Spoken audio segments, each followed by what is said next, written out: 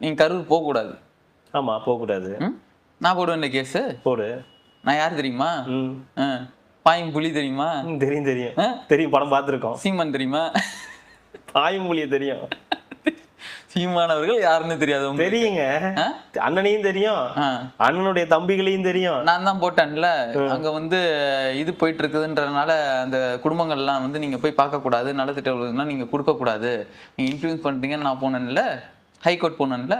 High court என்ன சொல்லிச்சு? என்ன சொல்லிச்சு? அதான் சுப்ரீம் கோர்ட்ல போய் கேட்க வேண்டியதானே, அங்கதான் துப்பி அனுப்பிட்டாங்களா, அப்புறம் எதுக்கு இங்க வந்திருக்கேன்னு கேட்டாங்க. சார்ல இங்க அடிச்சுது. நேத்து நீதிபதி பேச பேச டிவியில வந்து அடிக்குது சாரல். அந்த துடைக்கிற நிலைமைக்கு ஆச்சு.